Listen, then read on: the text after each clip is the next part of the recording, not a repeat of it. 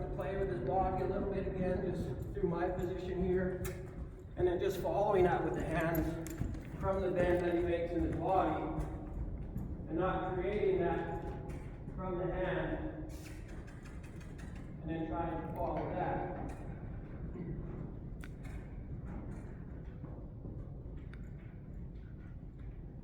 And again, just trying to remind him to go forward.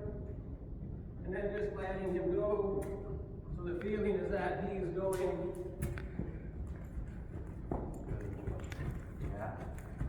There.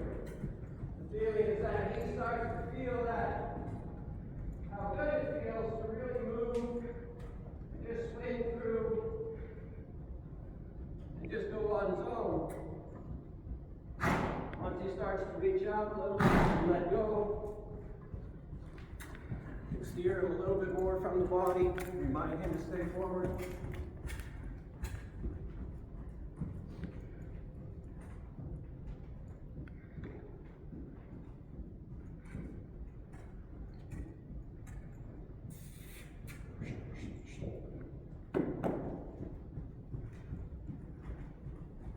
And then sometimes he gets going around in this way of going, and he kind of lulls himself a little bit to sleep, so when you ask for a little bit more, or he starts to slow down, sometimes you have to remind him with a little more energy to come forward again.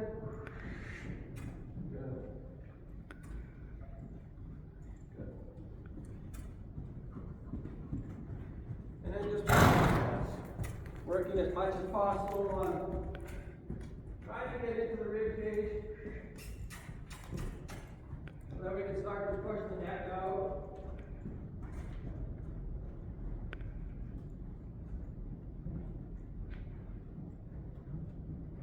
Doing as little as possible with the hand, just to encourage him to stay reaching. Not getting really too excited about his head position, and just trying to work the body so that that starts to take care of itself. When I do sit, you just try to sit as light as possible, and just try to encourage that swing in his back through my seat.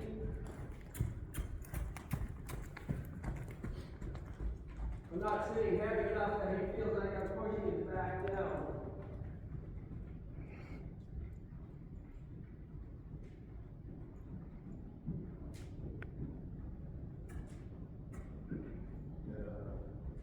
And again, just trying to let that, all this front end just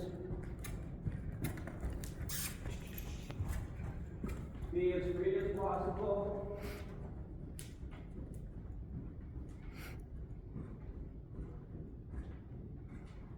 And play with the posting too to see if I bring my energy up in the posting, if he'll follow that. If I slow down, that's usually not a problem. And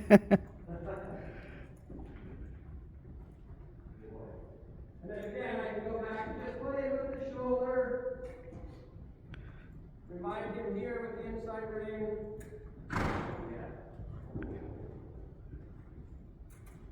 That the shoulder comes up and over.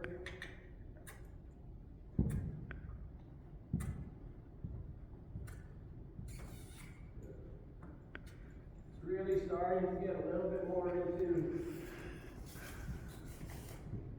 shoulder control, so we can start to that. Yeah. Job. Bringing the shoulder off of the track.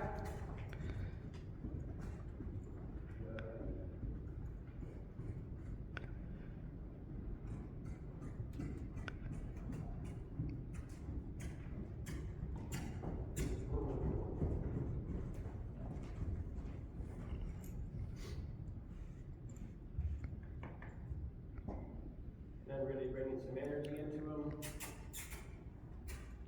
And a rest.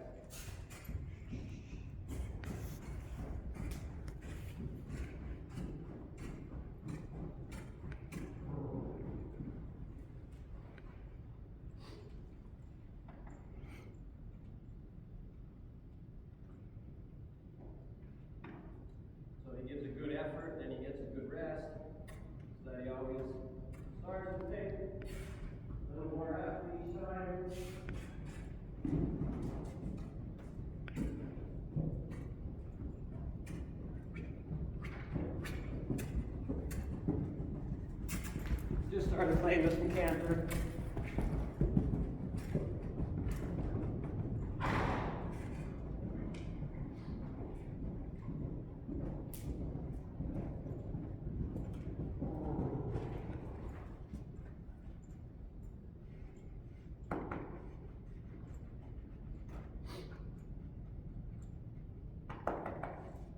So just took a trot, forward and back, kind of brought the energy up in the last week or so, really forward, really back, resting.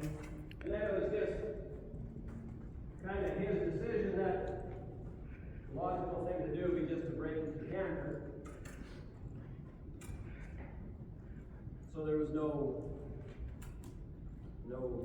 tension in it, no worry about it, nothing, just, oh, well, let's canter then, it's simple.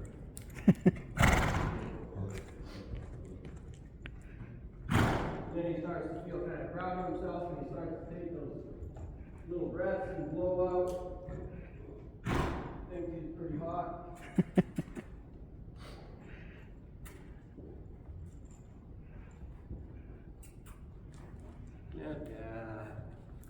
So if I position my body a little to the left and I draw this, my rib cage in a little bit.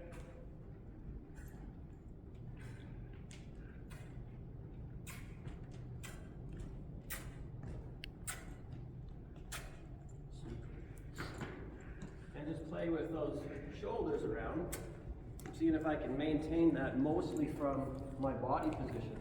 A little bit of kiss for some energy so that he doesn't stall. It turns into a turn on the haunches like a ringer or something.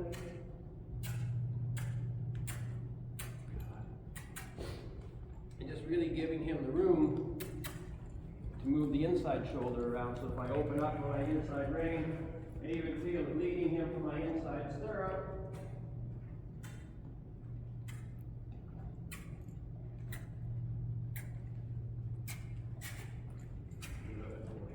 And then his ears kind of come back and he checks in. He's really just focused on that movement and feeling it in his body. So we don't take them and just spin him around on the hindquarters just to change direction, and he feels nothing.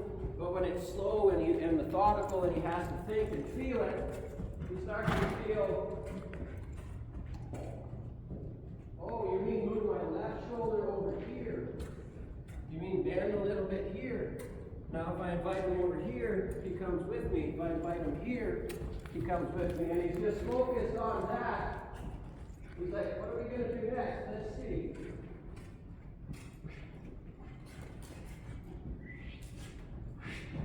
Yeah. Then test again. Can we go forward? Yeah.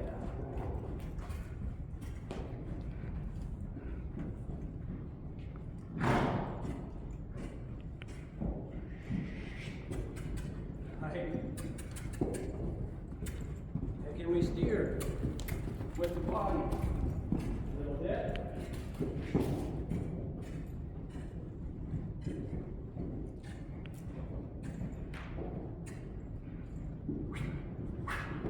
Right, good job.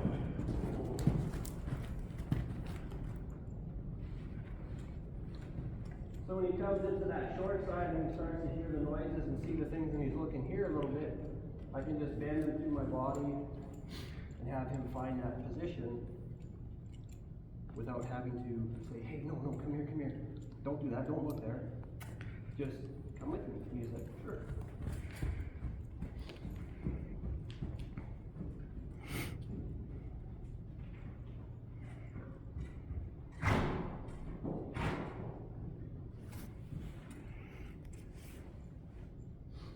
And oftentimes when he starts to look, if he's looking at the inside and moving away from the ball or the wall or whatever it might be, the punching bag, then I'll just, in the beginning, make a circle into that scary thing and let him find that relaxation.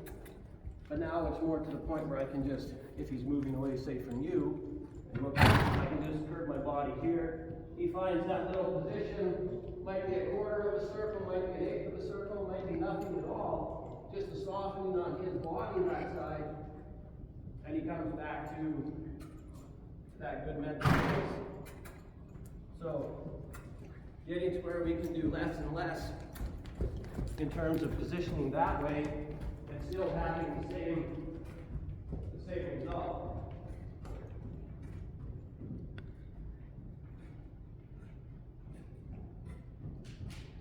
Here I'm going to ask him to the left. Yeah. Puts his ears back on me, he's listening, and then he finds this stretch.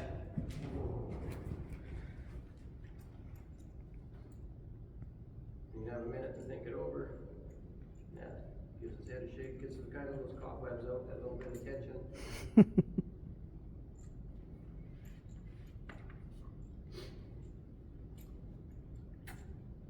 And we'll ask him to come a little bit up in the front, just so that he starts to find the feeling that he can come up without going super giraffe-like in the neck. And that's just kind of the next progression. So we can play with the neck position. Yeah. Without, no, yes. Remove the shoulder, and then give the hand, aha. And I'm just trying to pick a spot over there that I'm trying to invite him into now. So over here, now if I look over here, I can bring him back this way, now over here. So instead of trying to make him go there, when we're working together, I can say, how about we come over here? You want to come? And he's like, yeah, sure. Want to come over here? Yeah, let's do that. And a lot of that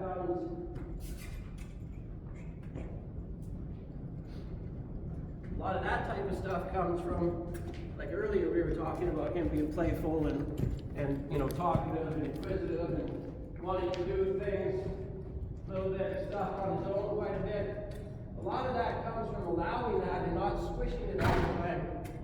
Letting him know that if he does want to be playful, or if he does want to say something, that we're actually listening and we allow it. Then he feels like he's got a voice in the conversation. He wants to say no to something. Good job. He's more than welcome to say no. Good.